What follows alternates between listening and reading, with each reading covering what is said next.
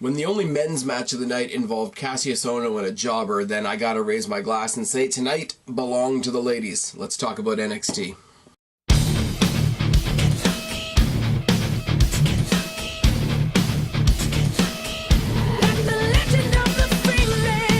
Everybody, it's your buddy, it's your pal Spaz Phoenix, the YWC Reality Check, here with your July 18th, 2018 NXT review. But you guys know the drill. By now, we got to get that house cleaning out of the way first. First of all, Extreme Rules was this past Sunday. Sort of a meh show.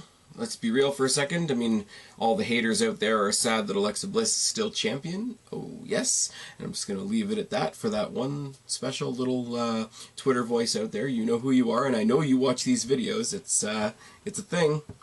It is a thing that happened. And now we're getting Alexa Bliss versus Ronda Rousey at SummerSlam, which is quite a lot of fun. But more importantly and more fun, realistically, because the rest of the show was kind of a shit show. Main event should have been great, but it suffered from overbooking.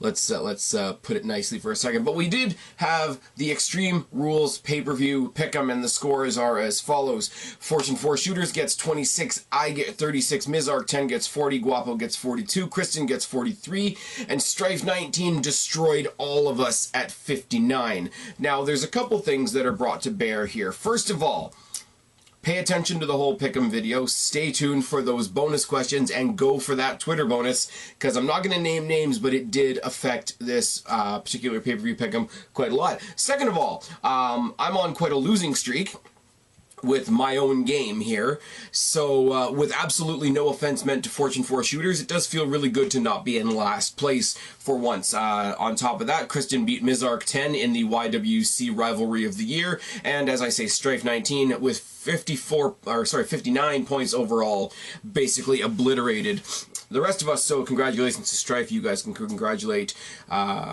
Strife in the comment section below. You can have your 2 cents said on the, as I said, the YWC Rivalry of the Year between Kristen and Mizark 10, and have a little mild party for me for not losing for once. Again, taking absolutely no shots at Fortune 4 Shooters. Thank you to everybody that participates. Thank you to everybody that was super active with me on the night on Twitter. It was one of the more active nights as far as that goes, because I did go for a couple of pay-per-views not doing the live updates as the pay-per-view went along. Extreme Rules it dragged points. It was a real struggle. I mean, I know it's easy for me to say that when I'm about to talk about a really awesome NXT show, but it did drag at points, so I did take the opportunity to do the live updates during the show. Tell me in the comment section below, especially those of you that were participating in this one, was that better or worse? Did you care? Have your voice said below. As I said, I like doing it because it kept me invested in the show, at least somewhat, but if you guys don't care, there's no point in me doing it, right? So appreciate any feedback. Tonight's show, like I said, focused on the women. Started off with Dakota Kai versus Lacey Evans.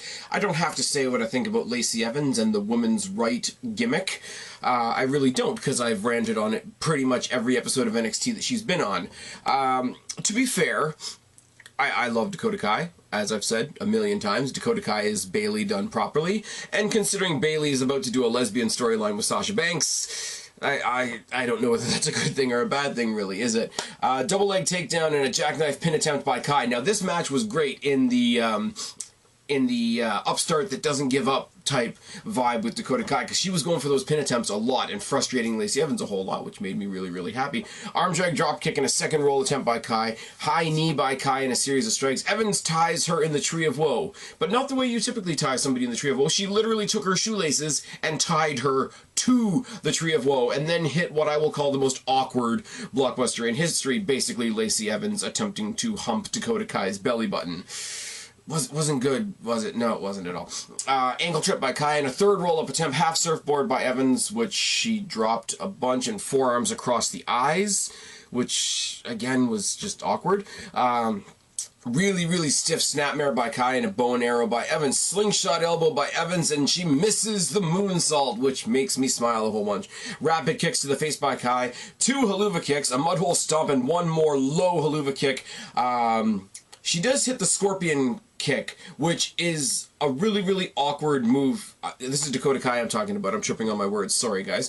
She does hit that scorpion kick, which, to me, it always looks it looks like a move that should be awkward, but it isn't the way she does it. Does that make sense? I know she does the whole team kick thing. That was her gimmick even before NXT. But it's really like, when you can pull off great moves, it's great. When you can pull off moves that should be awkward, that don't seem awkward, then it's pretty fantastic, isn't it? And as I say, she sells like no other. So even in all these really, really awkward attempts of Lacey Evans to actually wrestle, she was selling her heart out, being the female NXT version of Dolph Ziggler, is she not? Unfortunately, the world is not fair, and we can't always get what we want, and sometimes we don't even get what we need. Women's right, and Evans gets the win and talks some random shit after the match is over that nobody really cares about. Let's be real for a second. I mean, again, I have to be fair. Lacey Evans, I don't like the gimmick. I think it's fucking stupid. I think her getting wins over people that are much better than her, like Dakota Kai, like KAIRI Sane a couple weeks ago, is absolutely retarded. But she is competent in the ring. She did not look good in this match whatsoever. You know who does look good in the ring, though? Is Ricochet. Ricochet is in the back, talks about Undisputed Era and how he sees them in two parts. O'Reilly and Strong got their tag team championships back, and at least he knows that those championships will be defended. Unlike their leader, the NXT North American. I see, every time I write it, and I've told you this, guys, before, whenever I write out NXT North American Championship, for the purposes of shorthand, I write out NXTNA, which is NXT North American Championship, but I mean, it is what it is. I'm rambling. Once again, you know, the tag team championships will be defended, unlike the North American Championship. Adam Cole, why is my phone going off? Why is that a thing? Which is kind of funny, because Adam Cole has had some great matches defending that championship already, including one over in the UK. It was against Wolfgang, and it was really fucking good. It was really underrated, and I think a lot of people slept on that match. You know, he says he was this close to becoming the North American champion himself, and now you got Adam Cole, who has the championship and hides behind it. You're looking at the next North American champion, and then he does the whole Adam Cole boom thing. I love that he didn't... If he was going to mock Adam Cole, I love that he just didn't go for the baby like everybody else does. The thing when they're coming out to the ring where the music kind of pauses for a second, he does the boom on the apron, is a really good bit. And that's a more minor part of the gimmick that if you hit on that, some people might not catch it, and the ones that do are like, yeah, I see what you did there. It's really, really good. We have Mauro Ranallo in a pre-recorded little audio thing explaining to us how the Fatal 4-Way that was scheduled for tonight's main event will now be a triple threat match. Unfortunately, Bianca Belair is injured. I've been really hard on Bianca Belair for a while now.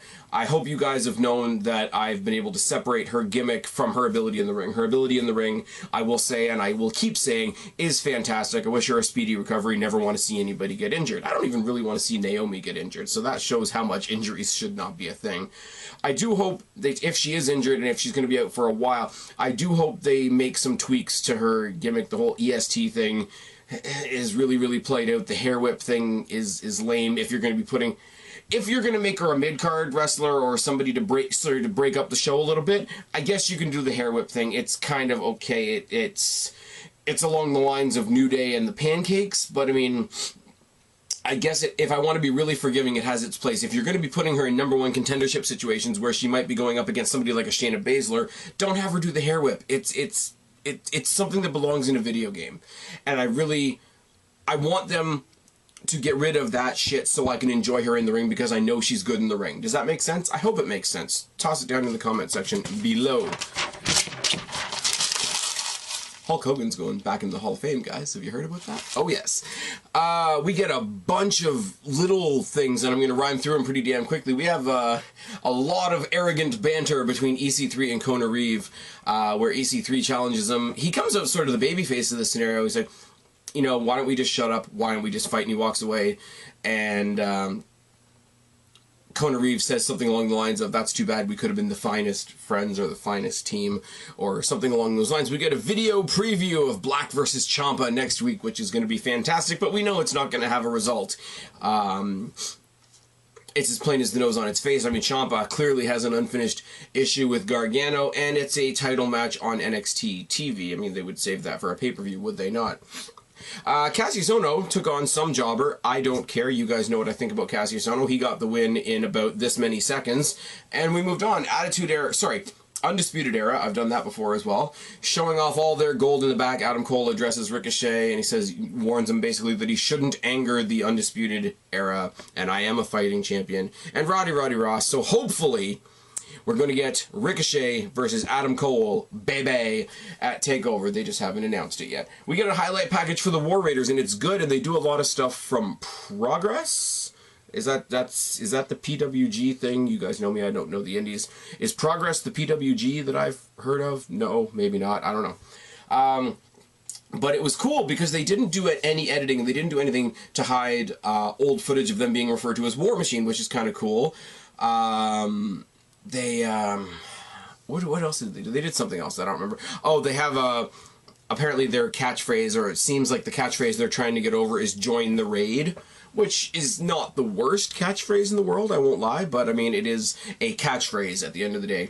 And then we have another video package voiced over by Velveteen Dream, going over all of his, awesome matches at TakeOver. His match with Aleister Black, where he had to say his name. His match at when they were fighting over the North American Championship. He didn't get the win, but he got pretty damn close, and he gave a lot of highlights, especially focused on his most recent match with Ricochet at the last TakeOver. And, bright lights, big city, we're going back to Brooklyn, it's the brightest stage of the year. They really are trying to make TakeOver Brooklyn NXT's WrestleMania, which is it's kind of interesting because you would think they would tie their most important pay-per-view in with WrestleMania weekend, but it's a way of distinguishing NXT as its own thing. We're not going to follow WWE main roster. We're not going to say that this is our biggest show just because it's their biggest show. I like that. I really do. And basically the Velveteen Dream is going to be, performing under the biggest lights and rod. It doesn't say who he was going to fight. He didn't even make a clue or a hint towards what he's going to do or who he's going to fight. He's just going to take the big spotlight at TakeOver Brooklyn 4, which is fantastic. Main event time. Nikki Cross versus Candice LeRae versus Kairi Sane in the match that I said last week. Any one of these women could realistically win, and I would be happy. I would love Shayna Baszler versus Kairi Sane. I would love Shayna Baszler versus Candice LeRae. I would love to see another round of Shayna Baszler versus Nikki Cross, but that's when you just know that I have a little bit of my wrestling heart set aside specifically for Nikki Cross, as Mauro Ranallo calls her, NXT's twisted sister, which is good. I have to say it every once in a while. I love Nikki Cross's remix of the Sanity theme, and it's the only time we hear Sanity's music on NXT anymore, because they're on the main roster beating up the New Day, which is fantastic. Shayna Baszler comes out on commentary. Kairi Sane looks worried. Candice LeRae looks worried. Nikki Cross, because she's fucking nuts, loves it and gets super excited when she sees Baszler on commentary. That is fantastic. And the match starts and it's all good. All three trade roll-ups for a while to start the match. Arm drag by Sane, Nikki Cross with a Nikki Cross body, LeRae, and Cross trades some punches. Double chops by Sane, corner chops to Cross. Cross cracks Sane's skull on the ring post. And it wasn't like... It was in the typical spot where, like, if it was two dudes fighting, they would have pulled the legs and, got the crotch shot with the post, or at least worked a leg around the post. But no, she took her and literally spun her so that it was her head that cracked against the post. That was an innovative little spot, and it may have been done before. I'm sure it's not the first time, but it's the first time I've ever seen it, so it gets a point. Suicide dive by LeRae. Cross ties LeRae in the apron and beats her up and beats her face into the apron, which is good. Mount by Cross, raking the face of LeRae across the edge of the apron. Rings of Saturn in a roll-up attempt by Cross. Tree of Woe Mudhole by Cross and a super spear by Sane. Alberto Del Rio style stomp by Sane on LeRae, who's still in the Tree of Woe, followed by an attempt at the anchor submission. Apparently that is the name for the move that I didn't know last week. Backpack Sleeper by Cross and a dropkick by LeRae. Suicide Cannonball by LeRae. Impressive. Didn't expect that at all. Inverted DDT by Cross on LeRae on the ramp. Nice. Inside out elbow by Sane to join the fun, and a Tower of Doom suplex once they got back in the ring, which was LeRae powerbombing Cross as she was superplexing Kairi Sane. As we come back into the center of the ring, all three competitors on their knees, all three competitors trading punches. Lariat by Cross, Instagiri by LeRae, spinning back fist by Sane, which just looked like it could have taken somebody's jaw off. LeRae hits a double team move. She DDTs Kairi Sane while mic checking Nikki Cross. Second rope springboard by LeRae, suspension neckbreaker on the floor by Cross, scoop belly to belly suplex by Cross 3 times. 3 times, and I wish somebody had chanted Suplex City for the lulz, but they didn't. So after the Suplex City by Nikki Cross, we get the kill switch by LERAE, a moonsault on Cross. She goes for the pin. Little does she know that KAIRI SANE is climbing up to the top rope, hits the insane elbow on her spine, rolls her over for the win. So what we are getting at Brooklyn 4 is KAIRI SANE versus Shayna Baszler, a rematch from the finals of the Mae Young Classic for the NXT Women's Championship, and that's going to be fucking amazing. Almost as amazing, but not quite, because we know there's not going to be an actual winner, is the match between Black and Ciampa that we're getting next week. Hands up if you think Gargano's getting involved in that one. That's all I got to say for NXT. Once again, congratulations to strifenineteen for winning the Extreme Rules pay-per-view pick'em. I've been Spaz, your YWC reality check. Subscribe up there, talk down there, start a conversation, keep all these conversations going. Don't be a stranger. I will talk to each and every last one of you later, but for right now, I am tagging out. Bye, guys. Freak night,